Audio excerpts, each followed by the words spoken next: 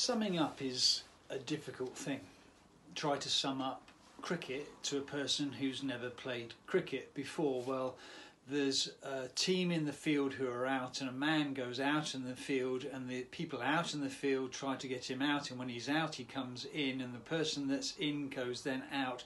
It is quite confusing. Try to sum up the government's advice of COVID-19. Stay at home, but if you can't stay at home, go out. Wear a mask. Well, you don't need to wear a mask, but now you do need to wear a mask. It's hard to sum up, and it's interesting, therefore, that Jesus says you can sum up the whole of our Old Testament, and you think of all of the stories, all of the laws, all the prophecies in one sentence.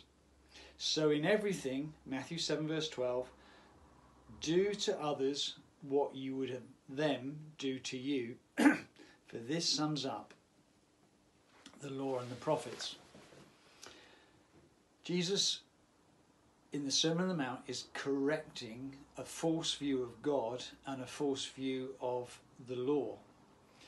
People perceived God through the Pharisees and teachers of the law and saw God as judging and harsh and distant, and that there were the good guys, they were namely the Pharisees, who kept the rules, and there were the bad guys, the people who were sinners.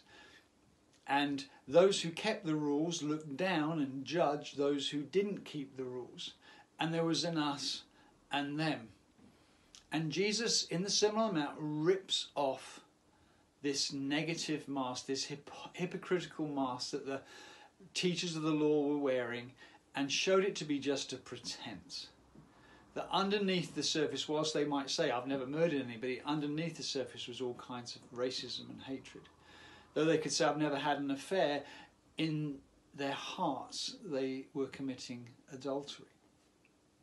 And so the Sermon on the Mount, the summation of the Sermon on the Mount, this golden rule to do to others as they would have do to you, is a positive outworking of what it means to live the life in the Spirit. How do we do and put this into practice practically?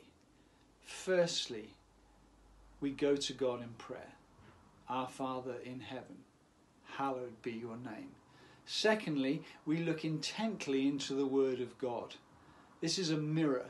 This shows us all the sin and wickedness and the need of our salvation. Thirdly, we thank God that Jesus has paid the price. Jesus has saved us. He's seen the real us, and He's forgiven us and rescued us and given us this new life. And then fourthly, we live and act in the way God has acted towards us. And we walk in another man's shoes. We refuse to judge him because of the colour of his skin, or because of his background, or his poverty, or his education. We put ourselves in his shoes and say, I want to act towards him as I would love him to act towards me.